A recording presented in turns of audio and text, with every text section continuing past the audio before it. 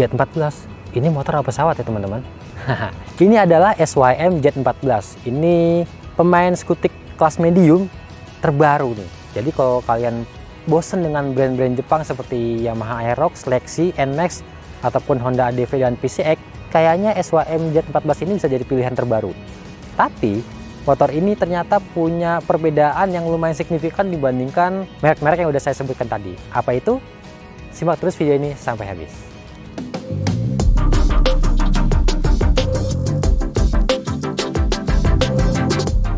Buat kalian yang belum tahu, SYM ini adalah merek dari Taiwan yang di Eropa ini termasuk salah satu skuter yang banyak digemari sama orang-orang bule sana.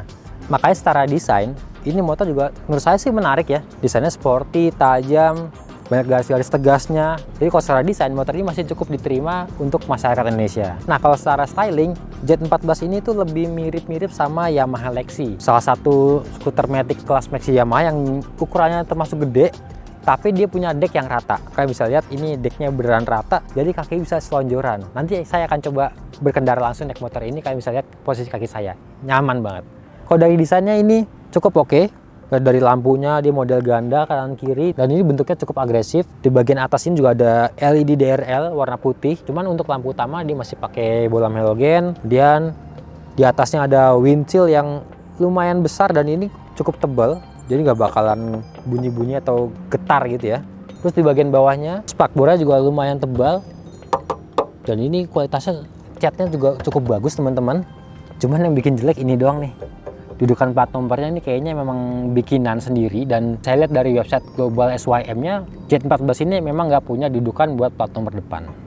Oke, nah kalau kayak kaki, ini desain peleknya lumayan cakep, model palang 5, tapi setiap palang itu ada cabangnya 2. Ini keren, sporty. Terus cakramnya juga kalian bisa lihat dong, cakramnya model apa ya, model wave gini. Ini keren banget, dan dia kaliper 2 piston dan sudah ABS. Untuk shockbreaker dia pakai model teleskopik, ukurannya ya standar lah ya, nggak terlalu besar nggak terlalu kecil juga, dan dia ada punya mata kucingnya sebagai salah satu piranti keselamatan atau keamanan dari pengguna motor ini kalau pakai di malam hari. Geser ke atas dia pakai setang model telanjang. Kalau dilihat dari atas ini, itu bagian bodinya tuh kelihatan ramping, nggak terlalu lebar banget seperti halnya Yamaha NMAX yang kelihatan lebar di bagian atas bodinya ini. Ada setangnya telanjang, dan ini ada banyak kabel-kabel yang seliweran nih, sebenarnya agak kurang rapi sedikit. Dan decknya ini lebar seperti halnya Yamaha Lexi. Terus joknya kalian bisa lihat, ini joknya besar, tebel, dan panjang. Ini buat boncengan ini pasti nyaman banget. Terus bentuk di belakangnya ini tuh tetap mempertahankan desain agresifnya ya, banyak garis-garis tegas dan sporty. Runcing-runcing juga masih ada, jadi seakan tuh streamline dari desain bodi depan sampai dengan desain bodi belakangnya. Ya walaupun sebenarnya decknya yang rata ini agak kurang srek lah, karena ini motor dimensinya gede. Andaikan tankinya di sini, kayak sih bakal lebih cocok seperti halnya NMAX ataupun PCX. Nah di belakangnya dia lampu-lampunya juga lebar seperti halnya matic-matic berbodi besar lain, dan dia lampu belakangnya sudah LED dengan bentuk yang sporty dan penampakannya yang lebar ini ya, seperti hal-halnya matic kelas medium. Ini keren sih desainnya, cuman memang di lampu sen dia masih pakai bolam. Nah bergeser ke bawah, dia punya spakbor yang gondrong banget, ditambah ada mudguardnya di dalam sini. Jadi ini dijamin kotoran dari roda belakang nggak bakal gampang naik ke bodi-bodi belakang ataupun ke pemboncengnya. Nah kalau di kaki-kaki belakang nih, dia pakai suspensi model ganda, dan dia punya setelan preload. Dia tinggal diputer-puter aja untuk menyesuaikan kekerasan tergantung dari beban motor ini. Desain peleknya juga nih unik, dia modelnya cekung keluar gitu. Dan Z14 ini pakai rem cakram di depan dan belakang. Tapi kalau kalian lihat dari sebelah kanan, ini akan sedikit menipu. Kok cakramnya nggak ada? Ternyata posisi cakramnya ada di bagian dalam. Cakramnya menempel dengan gearbox di CVT. Ini untuk pengeremannya sudah menggunakan teknologi ABS, tapi ABS-nya cuma yang depan aja, yang belakangnya justru belum. Pakai ABS yang depan doang, jadi seperti Honda ADV dan Honda PCX ya. Nah di sebelah kanan, Z14 ini punya desain knalpot yang gede banget, covernya juga gede. Nah teman-teman, ini buat gambaran perbandingan antara SYM Z14 sama Yamaha NMAX yang terbaru. Kalau lihat sekilas nih dimensinya mirip-mirip ya, cuman Z14 ini punya panjang bodi yang lebih padat. Sementara Yamaha NMAX karena desainnya itu rata, tebal di bagian depan, tengah juga lumayan karena ada tankinya di bagian tengah, kemudian bodi belakang juga berasa juga terlihat padat. Jadi untuk NMAX ini terlihat jadi lebih panjang. Untuk perbandingan dimensi lengkapnya, kalian bisa langsung lihat datanya di bawah sini.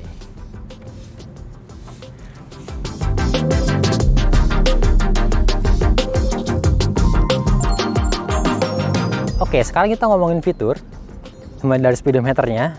Untuk unit yang saya coba ini adalah unit tes atau unit uji tipe yang didaftarkan oleh SYM untuk uji tipe. Jadi motor ini bukan unit yang akan dikirimkan ke konsumen. Nah, kalau kalian beli SYM Z14, yang kalian dapat speedometernya sudah full digital. Nah, ini kalian bisa lihat gambarnya di sini. Ini udah LCD-nya model monokrom dengan layar yang cukup gede, dan di kanan kiri layar itu punya beberapa indikator. Ini speedometer yang lamanya nih dari Z14. Udah pakai paduan digital dan analog. Lumayan keren. Nah, isinya apa aja? Dia ada 3 kolom. Dari kolom yang paling kiri ini ada fuel meter model jarum. Jadi kalau di kontak on dia ikut kalibrasi juga ya. Unik nih, biasa kan cuma jarum speedometernya doang kalibrasi. Nah, di konsol yang tengah ini, kolom yang tengah, dia ada speedometer dengan satuan kilometer per jam di sisi luarnya, dan sisi dalamnya dengan satuan mil per jam. Terus di atas ini, terus di sebelah kirinya dia ada cek engine, ada indikator cek oli, sebelah kanan ada indikator lampu jauh dan indikator ABS. Kemudian di kolom yang sebelah kanan ini ada tachometer teman-teman, dan ini sudah pakai layar model LCD. Tachometer RPM-nya menunjukkan angka sampai 10.000 RPM. Di atas ini, di atas dan bawahnya ini punya informasi lagi nih. Kita tekan tombol yang S, dia akan berubah. Yang atasnya itu dari jam jadi voltmeter. Cuman 2 informasinya aja.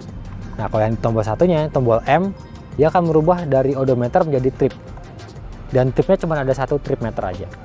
Kemudian di bagian setangnya di sebelah kiri ini ada tombol switch lampu jauh, lampu dekat. Dan yang unik, biasanya ini bisa ditekan ke bawah itu sebagai lampu passing lamp atau lampu tembak. Ternyata kalau ini dipencet ke bawah, yang kebuka malah apa? Jok. Tuh.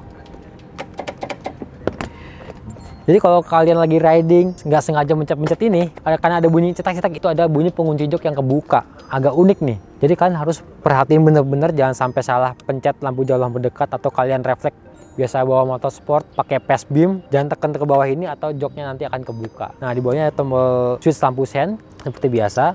Dan lampu sennya ini unik, dia punya suara flasher yang terdengar lumayan keras. Ini seperti lampu sen bis malam. Kalau lampu sen bis itu nyala, akan dengar suara seperti ini.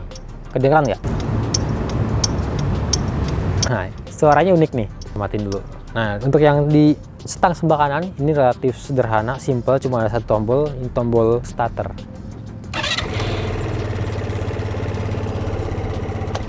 Oke, kita bergeser ke bawah setang.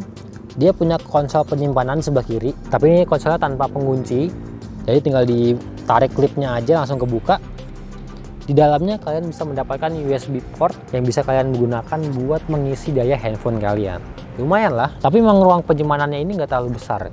Ya, coba di HP saya, Android. Nggak terlalu bisa masuk ya, jadi mungkin sambil dibuka, kabel USB-nya kalian colok, handphonenya kalian sambil kantongin. Tapi lumayan sudah ada USB port. Nah, di tengah ini ada gantungan barang yang bisa dibuka tutup. Dan kuncinya ini masih model kunci biasa, belum keyless ataupun immobilizer. Yang unik, kunci bisa dilipat seperti ini. Oke, biar lebih simple kalau dikantongin ya, nggak terlalu panjang banget. Walaupun kuncinya masih model biasa, tapi juga bisa sekalian buat ngebuka jok. Nah, jadi kalau ngebuka jok motor ini, kalian punya 2 pilihan. Secara elektrik atau otomatis dengan menekan switch lampu jauh dekat ini ke bawah, tapi dengan posisi kunci kontak on. Yang kedua dengan cara manual. Ini kayaknya SYM mau memberikan opsi atau kemudahan buat pengendaranya. Kalau kalian lagi berkendara, gak perlu repot-repot matiin mesin, tekan tombol ini, jok bisa langsung kebuka, kalian bisa ngambil barang apa yang kalian butuhkan, langsung lanjut perjalanan lagi. Nah, di bawah jok ini, dia punya bagasi yang cukupan, yang bisa menampung 1 buah helm full face. Karena di belakang sini ada tangki bahan bakar yang kapasitasnya lumayan, sekitar 7 literan. Nah, kalau kalian biasanya di motor itu menambahkan kunci pengaman berupa saklar on off atau kunci rahasia dan biasa terpasang di balik jok, SYM langsung memberikan fitur keamanan itu secara gratis, langsung kepasang, dan ini dari pabrikannya langsung. Tombolnya di sini berupa switch berwarna kuning. Kalian bisa geser ke lock untuk mengunci. Kita akan coba.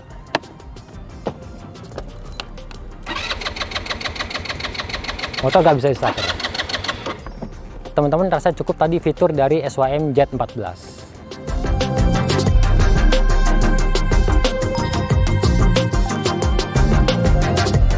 Walaupun dia namanya Jet14, jangan kalian pikir mesinnya itu berkapasitas 140 cc atau 149, sekian cc yang dibuatkan jadi 150 cc. Enggak, justru SYM menyebut ini adalah Jet14 bermesin 200 cc. Tuh, lihat tuh. Di depan sini ada stikernya 200. Nah, tapi kalau dari spek aslinya, mesinnya ini berkapasitas 169 cc. SYM 2 katup pendingin udara dan pastinya udah 4 tak.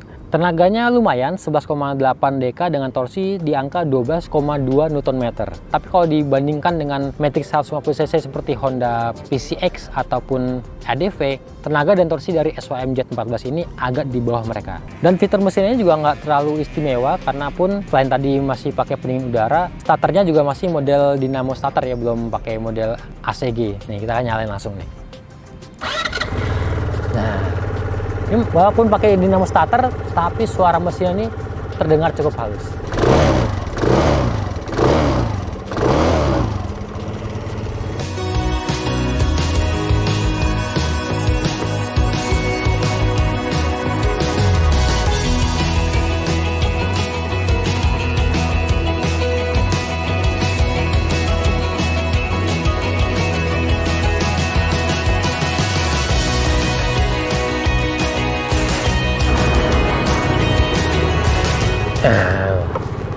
Sampai juga. Naruh dulu. A few moments later. Oke, saya baru aja nyobain SYM Jet14. Jadi sekarang kita akan ngomongin riding position, handling sampai performanya. Nah, kita mulai dari riding position dulu. Duduk di atas Jet14 ini rasanya tuh seperti duduk di atas medium skutik lainnya ya. Joknya nggak terlalu tinggi. Kalian bisa lihat kaki saya menapak dengan sempurna. Ini nyantai banget. Oh ya, tinggi saya 172 cm, rata-rata orang Indonesia lah ya. Dan ini masih nyaman. Joknya ini feelnya tuh lebar dan busanya lumayan empuk. Cuman karena joknya ini cukup lebar, jadi agak sedikit mengganjal di bagian pangkal paha sini. Jadi yang tingginya mungkin di bawah 170 cm, kayak sih agak sedikit jinjit ya. Kalau ngomongin deck, nah ini enak banget karena dia stylingnya seperti Yamaha Lexi. Decknya rata, kakinya masih bisa selonjoran, walaupun nggak seselonjor kalian naik NMAX ataupun PCX ya. Cuman selonjornya ini membuat posisi kaki keluar dari bodi nih. Jadi kalau kalian selonjoran di Jet14 ini harus lebih waspada supaya kaki nggak sampai menyenggol pengendara lain ataupun motor lain. Nah, kalau ngomongin stang, dia posisi stangnya terbilang rendah dan nggak terlalu lebar. Jadi punya sudut yang lumayan menekuk ke arah pengendara. Jadi kita bisa lebih sigap karena stangnya tuh ramping. Apalagi feeling duduk di atas ini melihat ke pandangan kokpitnya, bodinya tuh rasanya tuh lebih slim. Jadi kita semakin pede buat selap-selip di kemacetan ya. Dan buat nikung pun akan harusnya lebih enak karena stangnya ini lebih pendek. Kalau ngomongin handling, karena dia punya bobot 130-an kilogram, lumayan lebih berat dibandingkan medium skutik dari brand Jepang lainnya. Feelingnya tuh jadi nggak terlalu lincah-lincah banget kalau kalian melewati tikungan-tikungan patah gitu ya. Tapi kalau tikungan-tikungan panjang, motor ini rasanya tuh enak dan ada bobotnya. Jadi di setang itu rasanya lebih anteng, lebih kuat, lebih kaku lah rasanya di setang. Terus kalau suspensinya gimana? Feeling yang saya rasakan ini agak sedikit kaku. Terutama waktu tadi melewati speed trap yang garis-garis putih itu guncangannya lumayan berasa banget. Tapi efek dari suspensi yang agak kaku ini cukup berpengaruh ke handling yang tadi saya sebutkan. Buat nikung motor ini rasa cukup stabil. Dan jangan lupa untuk yang suspensi belakang dia punya setelan preload. Jadi kalau memang belakangnya masih terlalu empuk, tinggal kalian keraskan. Ini ada 4 atau 5 titik setelan preloadnya. Lumayan. Kemudian kalau performa, ini agak berbeda nih teman-teman dibandingkan medium skutik dari brand Jepang. Kalau dari Matic brand Jepang biasanya putaran mesin dari 2000 dia sudah mulai bergerak. Jet14 ini akan mulai bergerak saat putaran mesin mencapai angka 3000 rpm. Satu dimantau dari takometernya, di angka 2000 dia belum jalan. Setelah takometer mencapai angka 3000 rpm baru motor ini mulai bergerak. Karena hal itu, jadi motor ini punya tarikan bawah yang nggak terlalu istimewa banget. Tapi kalau kalian sudah jalan, tarikan tengah sampai atasnya ini baru enak banget. Mesinnya halus dan respon mesinnya pun juga cepat. Jadi kalau kalian butuh tenaga instan buat mendahului kendaraan di depan, kalian butuh ngebut, butuh akselerasi cepat, tinggal buka gasnya lebih besar, motor ini bisa melaju dengan sangat enteng. Asik sih buat tengah yang mengatas. Jadi ini dengan karakter mesin yang kuat di putaran tengah sampai atas, kayaknya enak banget buat riding antar kota yang jalannya lowong panjang gitu ya. Dan asiknya laju di kecepatan 40 km per jam, 60 km per jam, putaran mesin bertahan di angka 5000 rpm aja.